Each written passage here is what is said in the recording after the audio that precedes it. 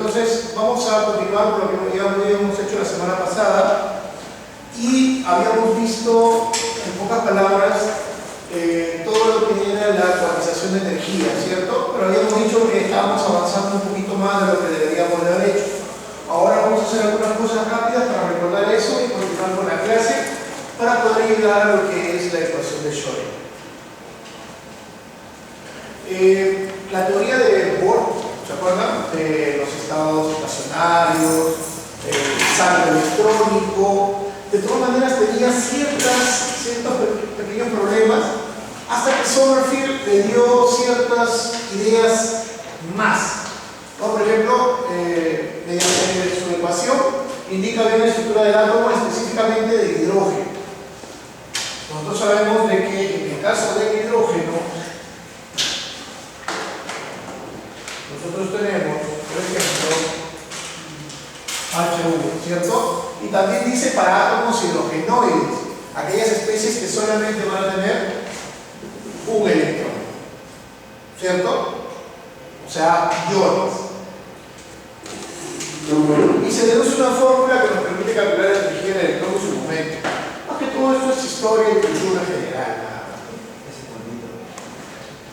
Algunos inconvenientes es que casi toda la idea de la estructura atómica está basada en la idea de un protón en el núcleo o varios protones en el núcleo y un electrón circundante. ¿Por qué? Porque es más o menos la misma idea que se hace cuando tienes la idea de qué pasa con la interacción entre la Tierra, el Sol y la Luna. ¿No? Esa interacción es muy difícil de describir porque está dando la interacción de la Tierra, del Sol con la Tierra, del Sol con la Luna y de la Tierra con el Sol, con la Luna, perdón. Entonces son tantos los momentos y las fuerzas que se hace muy difícil de entender. Por eso es que muchas veces se habla de átomos hidrogenoides para tener una idea de la fuerza del núcleo como un electrón circundante, para hacer mucho más fácil el cálculo.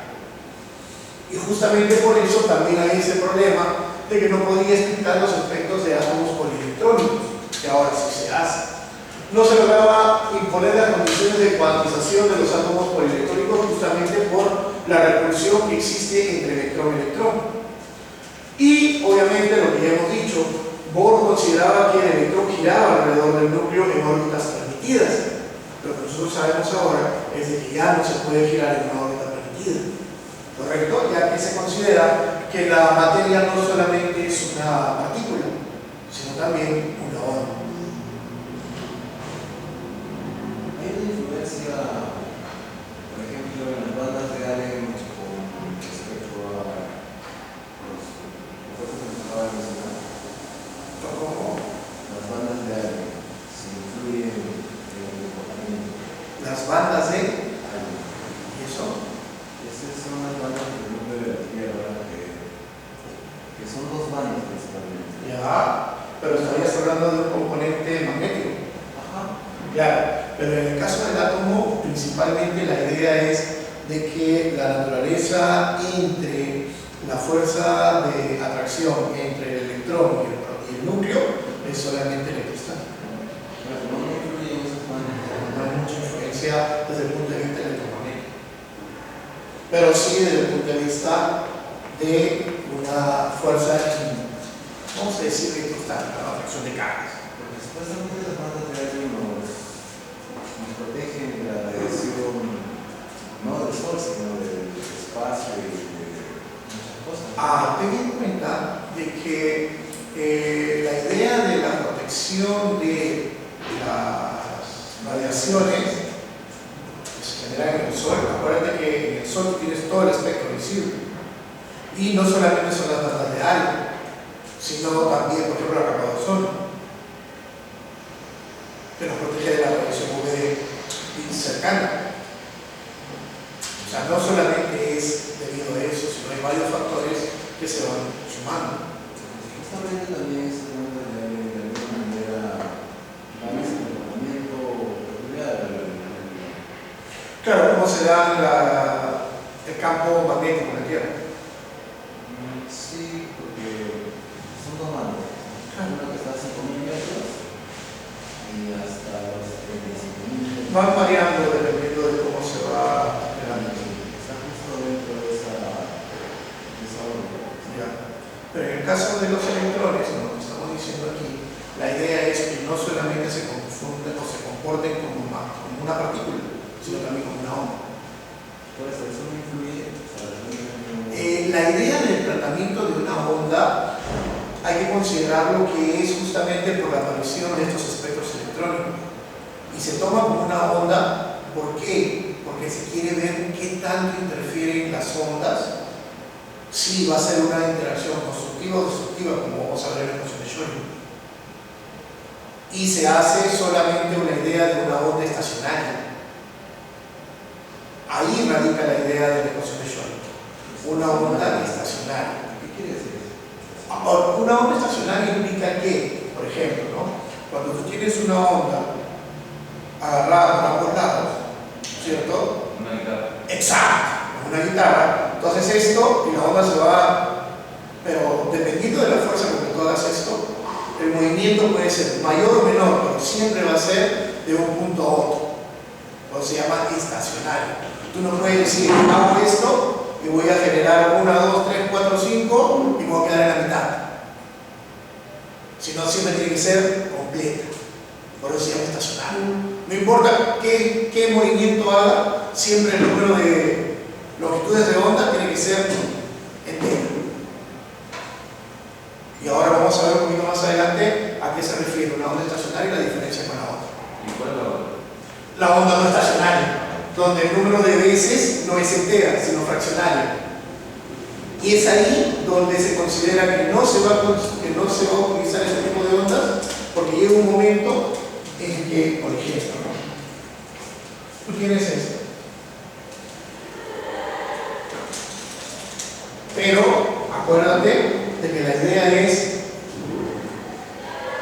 rondando una especie circular. Entonces, si tú haces esto, pero si tú, más o menos, haces esto,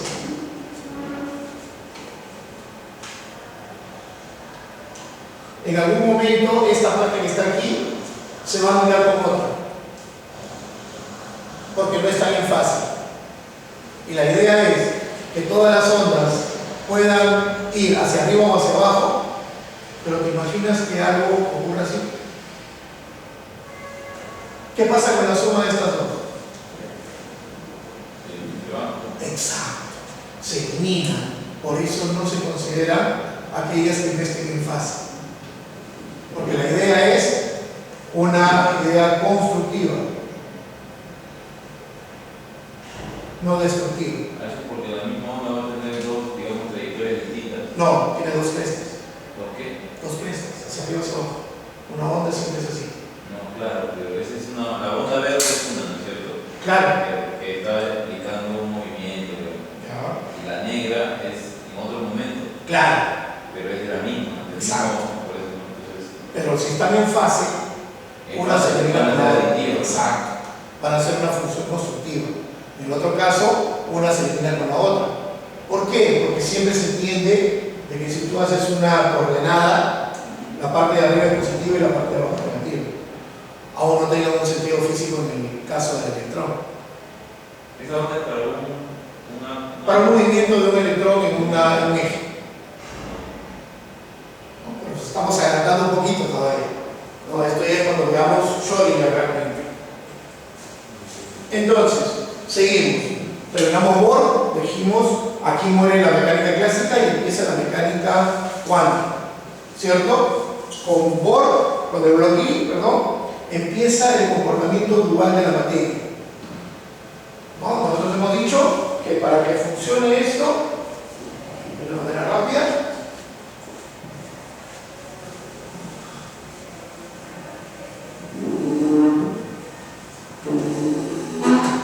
dijimos, ¿no? De Broglie hace lo que es onda-partícula. Dualidad. Onda y partícula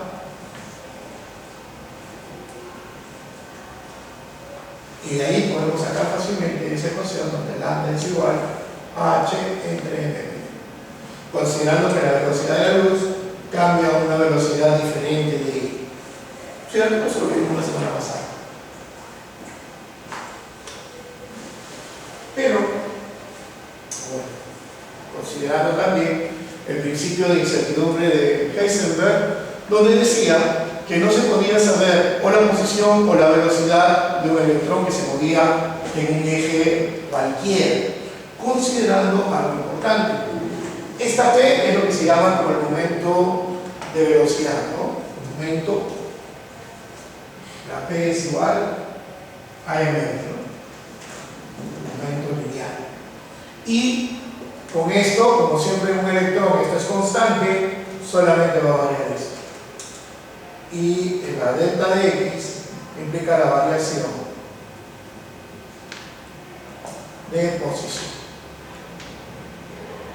Entonces, obviamente esta idea que dice, ¿no? Y ya lo habíamos discutido la semana pasada, cuando se habla del principio de incertidumbre de Heisenberg, se dice un electrón no se puede saber su posición o su velocidad en un punto determinado.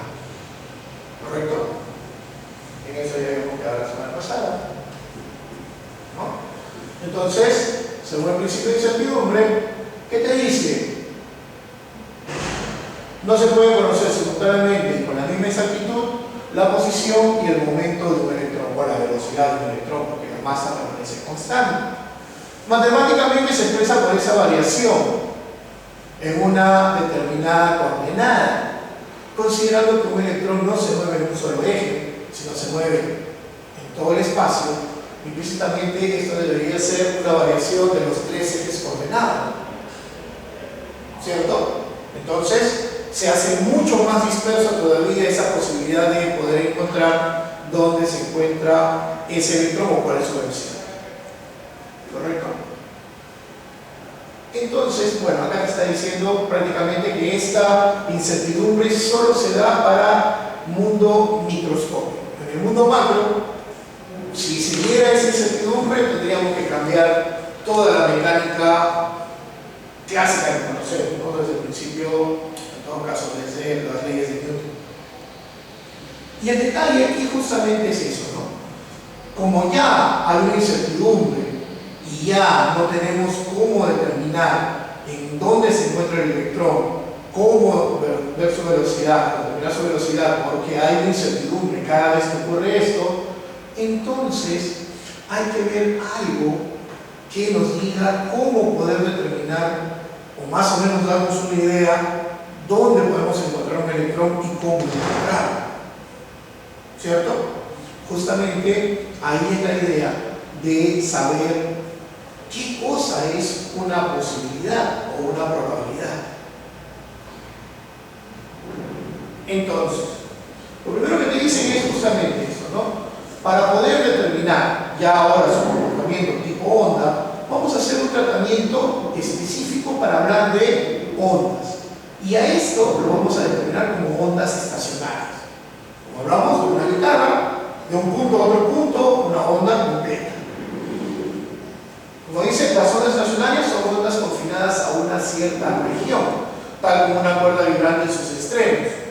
En estas, la onda la amplitud es fija en cada punto del espacio, y en los puntos donde la amplitud es mayor, la onda se hace más intensa, para darnos una idea.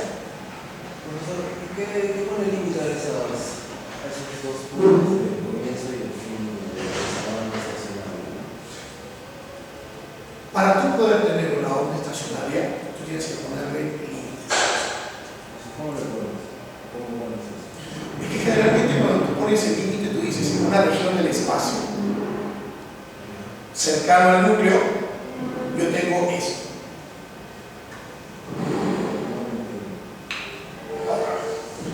Yo tengo una región del espacio, ¿ya? Por decirte, ¿no? 10 a la menos 10 menos. Por ejemplo, yo soy el grupo y ustedes son el grupo. Ya. ¿Y cómo hago, digamos, esas expresiones? O sea, es hipotético. Es importante. O sea, al final la idea es esto.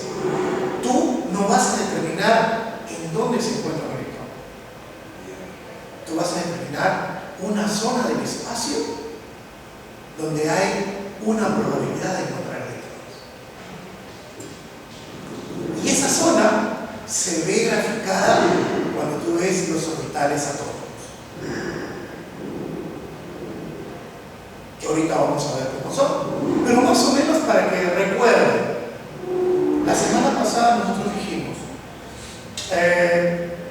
si queremos hablar de la nube electrónica, ¿en qué se dividiría la nube electrónica? ¿En qué se divide la nube electrónica? No, más arriba todavía. Niveles. ¿Por eso? 1, 2, 3, 4, 5, 6, 7. ¿Cierto? Debajo de los niveles. Subniveles. ¿Cuáles son? SPDF. Dentro de los subniveles que encontramos, los orbitales. Y eso es lo que vamos a ver ahora.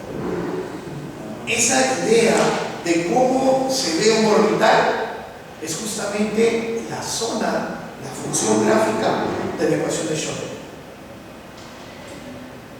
Porque cuando uno hace una función, siempre te dice, ¿no? A ver, dibuje o determine el rango y el dominio de esta función y dibuje. ¿Cierto? Uno aplica primera derivada para ver cómo son los puntos, segunda derivada para ver el cambio de forma, y de ahí tú puedes decir dónde es cero y vas dibujando la ecuación. ¿Cierto? Igualito. Acá nosotros ponemos una función de onda y los resultados de esa función de onda son los orbitales donde tú puedes encontrar los electrones. Una pregunta sobre lo que entiendo. O sea, lo que vamos a ver hoy día es el comportamiento, ¿no?, de los electrones, que incluye. Hoy día lo que vamos a ver es cuáles son esas zonas en el espacio que salen producto de la ecuación de Schrödinger. Considerando algo importante, la ecuación de Schrödinger implica matemática bien avanzada. Yo no quiero resolver la ecuación de Schrödinger como les decía la semana pasada. Yo no quiero que lo haga, porque eso implica matemática y que sepan resolver algunas cosas. Yo lo que quiero es que ustedes apliquen ese conocimiento que sale de la ecuación de Schrödinger para decirle, ya, aquí tengo un electrón y esta es la zona donde voy a encontrar ese electrón.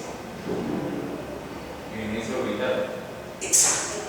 Pero, o sea, yo lo que sé es de que un electrón sale de nuestra. Exacto. Tiene un orbital. No es que se mueva en un orbital, se encuentra en un orbital. Se encuentra en un orbital. Se denomina orbital a la zona de máxima probabilidad de encontrar un electrón. Y cuando se habla de posición y de movimiento del electrón, ¿es dónde? Por eso, la idea es esta. Tú no sabes, en el principio de incertidumbre, cómo determinar eso. Por eso, el nuevo modelo te dice, yo no puedo decir, en este lugar está un electrón. Yo te puedo decir, en esta zona hay un 80% de probabilidad de encontrar un electrón. Nada más a eso puedo llegar.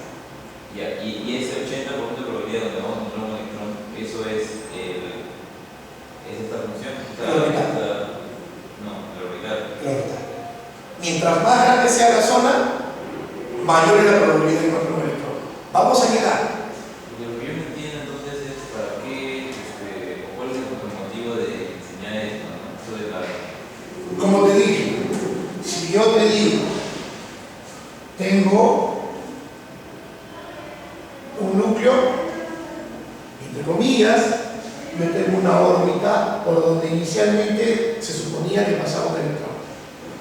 Pero el electrón pasaba aquí como partícula.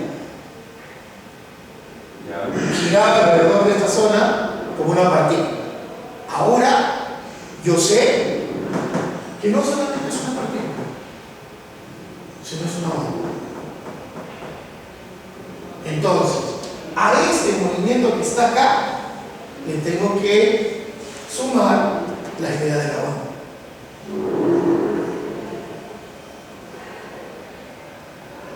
Para verlo de las dos maneras. Y a partir de eso, sale la ecuación.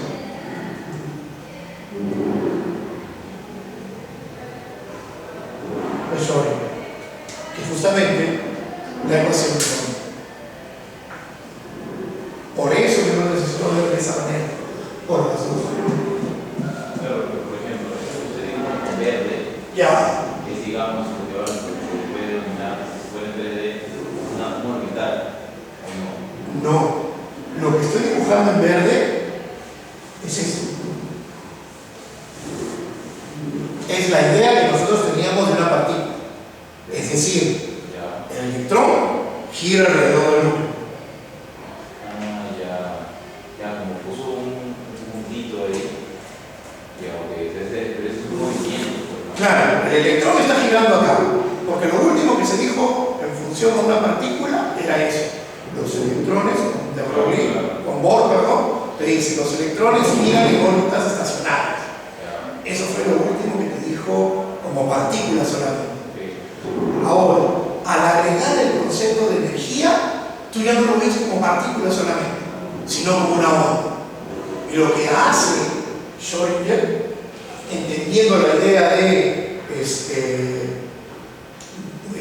Broglie y Heisenberg, dice, como tengo tanta incertidumbre y además de Broglie me dice que tengo ambas cosas, es una dualidad, entonces, si hemos trabajado siempre en función de una partícula, ahora lo voy a trabajar en función a una onda que se supone debería pasar por ese mismo lugar donde había girado el electrón. Pero no va a ser igual porque tiene como onda. Exacto. Una cosa es partícula y otra cosa es onda. Por eso la diferencia entre ambas cosas. ¿Cierto? Entonces, por eso te está diciendo, cuando quiero hablar de ondas estacionarias, es porque estas se van a cerrar entre sí. Van a ser una fase. Pero cuando hablamos de ondas no estacionarias, como vamos a ver en la siguiente, ahí está. ¿Ven? Ondas estacionarias. M es el número de ondas que vamos a ver. 4, entero, estacionario. 5, ¿se dan cuenta? Estacionario. 4, un tercio. Mira. Y a medida que se va haciendo, va a llegar un momento en que va a ser destructivo.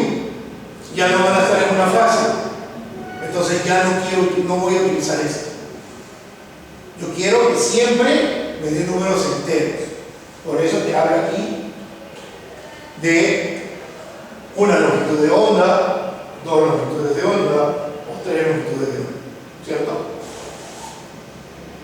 Y vamos a llegar al momento en que vamos a explicar qué significa que esté por arriba y que esté por abajo. Dígame.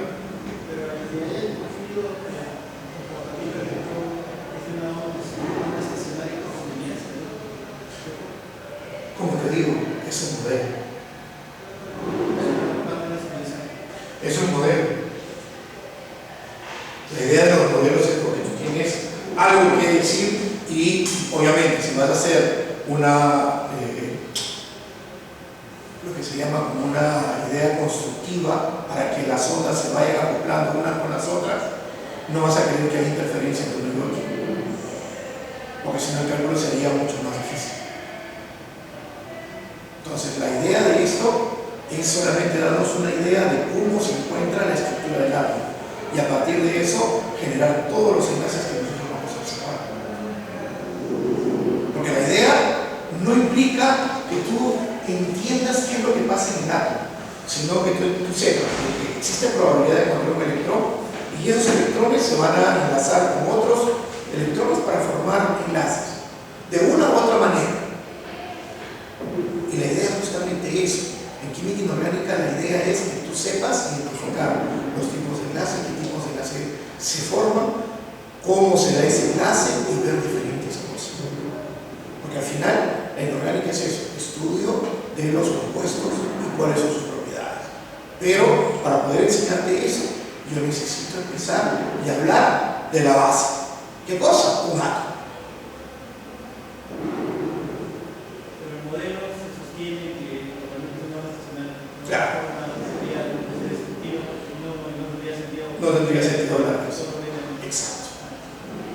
Es como una facilidad. Como te digo, la idea de esto es un modelo que te dice, en base a esto yo calculo todo, que ha dado un muy buen resultado hasta el momento, porque tiene casi 100 años. Fue la única. No, ha habido varios, pero es la que ya tiene 100 años y se mantiene, porque es la que mayor resultado ha dado a la explicación de todo, considerando que las teorías se dejan de aplicar cuando viene una mejor. ¿Cierto? Además, las teorías o modelos siempre tienen una cosa, que se complementan una con las otras. Una teoría trata de explicar algo, y si algo no puede explicar, se le asocia a otro.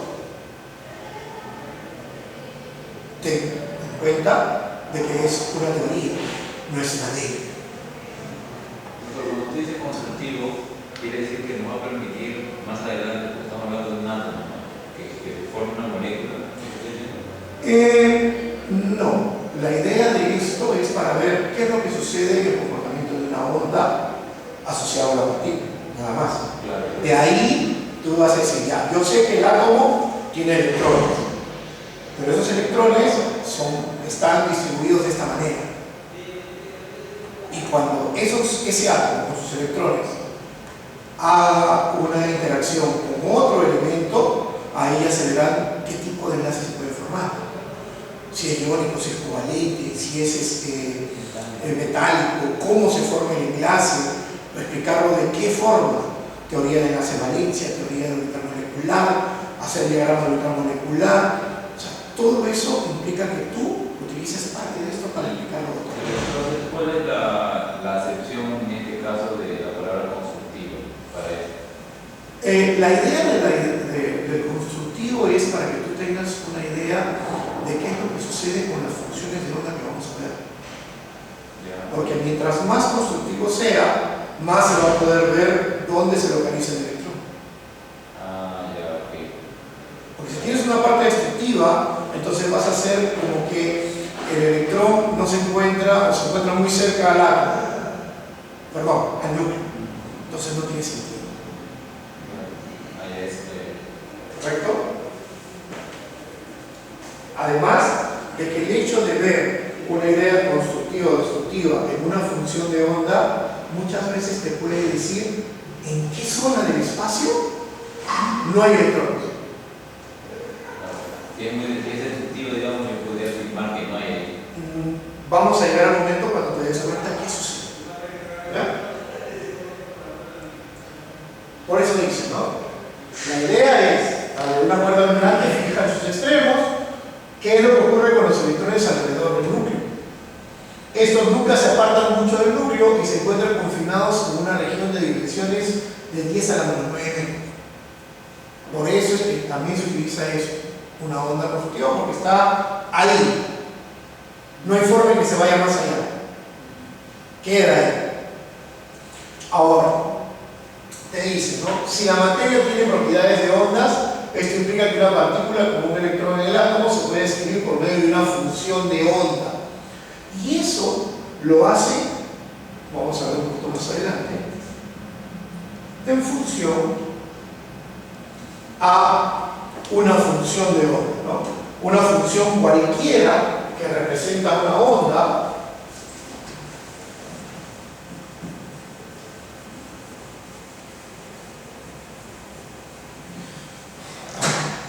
te dice, no, yo tengo una función de onda siempre y cuando esta se mueve en una sola posición, ¿correcto? Y a eso es que se le llama esta, la función de onda. Si está en un solo eje, va a estar determinado solamente por la posición. Y esto habla de una derivada parcial. ¿Saben lo que es una derivada parcial? Ya está. Y se iguala a esto de acá. En pocas palabras, estoy determinando cierta idea de cómo se mueve un electrón en un solo eje. Pero nosotros sabemos que la función de onda, que es solamente de X, si se moviera en un solo eje, pero sabemos que el electrón no se mueve en un eje. El electrón se mueve en todas las direcciones del espacio. Por eso la función debe estar en función, o debe depender de X, de Y y de Z. ¿Correcto? Entonces, esa idea se hace mucho más grande. Esta idea, que era solamente para en función de X, ahora si esta función depende de X, de Y y de Z, entonces se pone mucho más interesante. Y empieza el dolor de cabeza.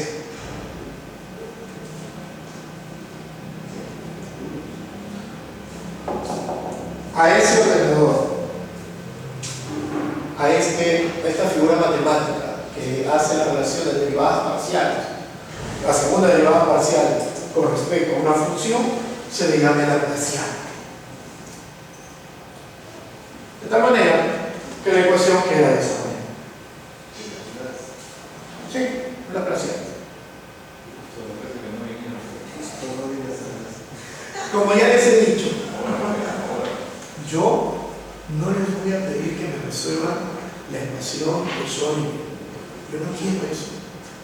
Lo que vamos a hacer en el primer taller, que ustedes lo han visto la semana pasada, es hallar energías, hallar longitudes de onda, hallar velocidades, hallar la coloración, etc. ¿Correcto? Esto de acá es una idea de entender qué es lo que sucede. El taller no lo he podido ver, ha habido gran parte de cálculo. No hemos hecho taller.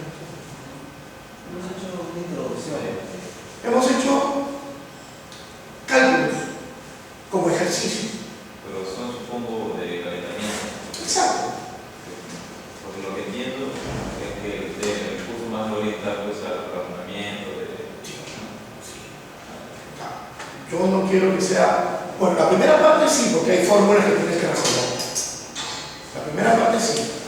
Pero la segunda parte, de la que viene después, principalmente es eso, ¿no? Si yo planteo un modelo mecánico cuántico en base a la ecuación de una onda, algo sale del simple. ¿Qué necesito para resolver el modelo mecánico cuántico? ¿Qué cosa? Y eso es lo que va a venir en el segundo taller. Los números cuánticos. Y ahorita vamos a ver qué cosa significa eso. Entonces, estamos viendo cómo se mueve un electrón y la energía involucrada con él. Porque si hay movimiento, hay velocidad, y la velocidad habla de la energía cinética. Por tal razón, tenemos la energía cinética y la energía total, que viene a ser igual a la energía cinética más la energía potencial. Entonces sacamos desde el punto de vista macroscópico. La energía total es igual a la energía cinética más el potencial. Pero nos quedamos aquí. ¿No? Esa es la ecuación de Schrödinger planteada para hallar los distintos estados energéticos del átomo de oro. Ahora la pregunta es, ¿cómo resuelvo esta ecuación? Una forma de resolver esta ecuación, ya que es tratar de explicar cómo es la forma de un átomo, y hasta donde sabemos la forma de un átomo, ¿cuál es?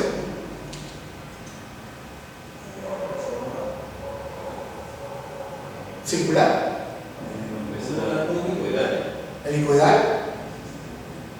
¿Cuál es la forma de un átomo? Hasta donde sabemos. Ya, pero ¿qué forma se le da? Como un huevo frito. Como un huevo frito. O sea que es como algo distorsionado.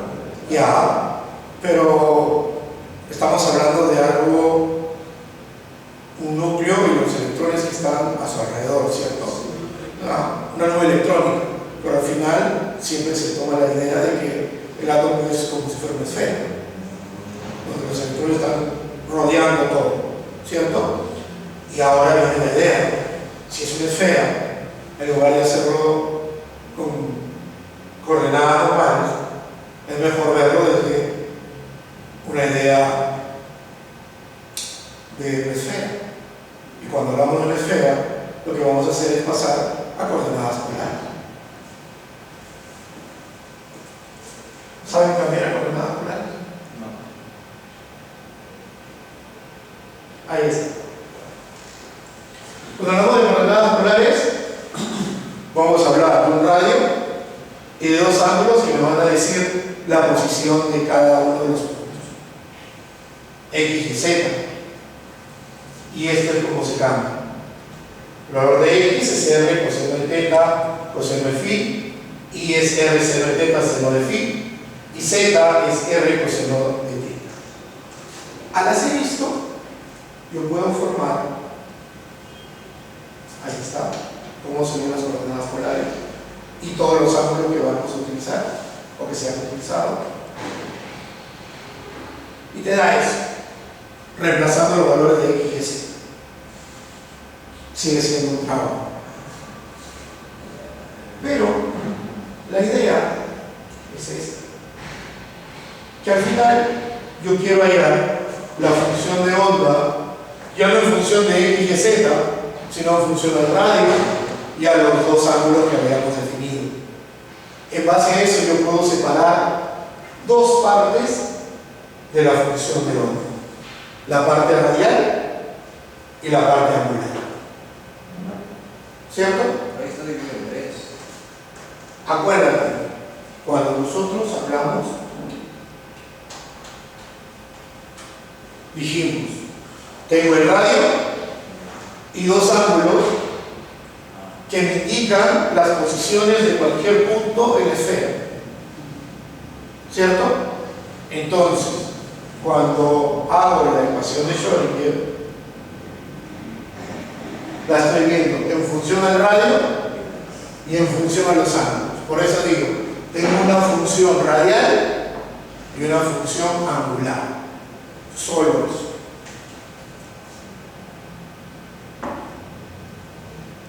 Ahora, ¿qué debemos tomar en cuenta para estas funciones?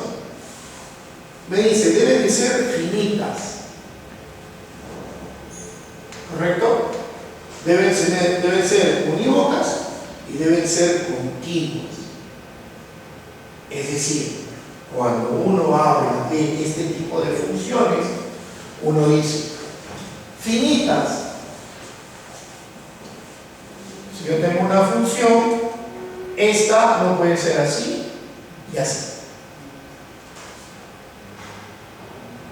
¿Correcto? Porque es una función infinita. Unívoca. Una función unívoca tiene que ser que para un valor exista un solo valor de su correspondiente respuesta. Es decir, yo no puedo tener esto. Porque para este punto yo tengo varias posibles respuestas. ¿Correcto? ¿Qué más? Debe de ser continuo. ¿A qué se refiere con continuo? Que la primera derivada siempre sea un valor continuo, que no cambie. Por ejemplo, yo no puedo tener esto.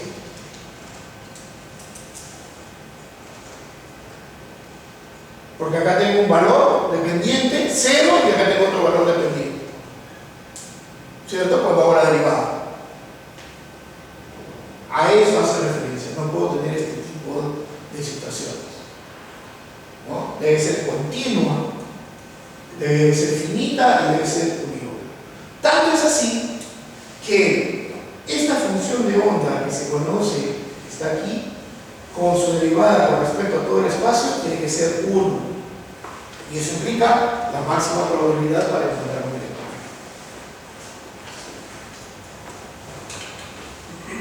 Y aparecen tres cosas importantes aquí.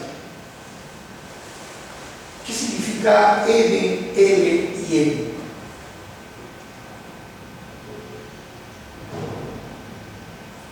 Eran orbitales, no, pero los niveles de energía, ¿no se puede dar? Es un nivel. Ya. Le irán a aumentar. Exacto. Eso es un nivel. No. Acuérdense, cuando hablábamos para resolver la ecuación de Schrödinger, ¿qué necesito? ¿Y cómo se representa el número cuántico principal? Como N. ¿Cómo se representa el número cuántico secundario? El azimutal o el magnético, el N. Entonces, me están diciendo, para poder resolver esa ecuación, yo necesito tres valores que están dados para poder determinar más o menos cuál es la ubicación de un electrón en la nube electrónica. N, L y M. Los tres números cuánticos que son necesarios para resolver una ecuación o esta ecuación de un mundo. Considerando que el cuarto número cuántico fue dado por Dirac para ver qué es lo que sucede dentro de un orbital, porque se supone que un orbital con un máximo, ¿cuántos electrones puede tener? Dos. Y considerando que ambos tienen carga negativa, entonces hay que ver cuál es la mejor forma de evitar la repulsión entre ellos. ¿Cierto? ¿Qué es la representación de eso entre, digamos, el spin, ¿no? Entre arriba y abajo? O sea, se representa como que con su contraparte. Eso es, como se dice, una convención. Todos se han puesto de acuerdo y han dicho, es que así es, la convención es esa. No, la convención es, todos los más importantes científicos del momento se ponen de acuerdo y dicen, ¿saben qué? Para evitar problemas, hagamos esto de esa manera. Eso de arriba de están diametralmente opuestos. La idea es que uno esté en una zona del espacio y el otro esté en el otro. Claro, para que no haya esa repulsión. Exacto. Otros dicen de que la idea es de encontrar el giro del electrón, hacia dónde está girando, en sentido horario o en sentido antihorario. Por eso le ponen el signo positivo o negativo, de tal manera que tengan la menor posibilidad de estar juntos. ¿No? Y ahí estamos también, ¿no? Para obtener una función orbital que cumpla con las condiciones de continua, finita e unívoca, es necesario la necesidad de definir los números cuánticos. Es decir, hablar de los tres números cuánticos que se utilizan. Dime.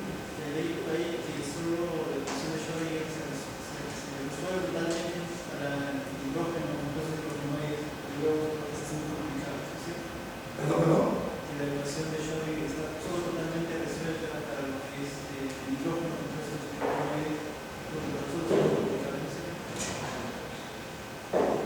y a partir de esa solución se... Es que de ahí viene lo que es la idea del campo autoconsistente que habla de Hartree-Fock, y ahí viene la idea de los posibles niveles energéticos que pueden existir, que existen en el átomo, que están ahí pero no están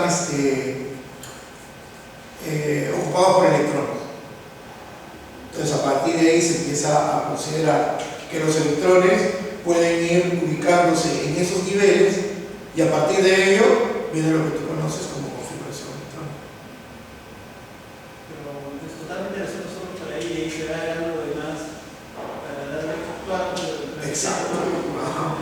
O sea, ya viene el otro modelo del campo consistente que te habla de Hartree-Fock y empieza a hablar de ya más cosas, ¿cómo decirlo? Más ideas cuánticas de por qué sucede esto. Y así se sostiene la configuración de elementos polielectrónicos. Exacto.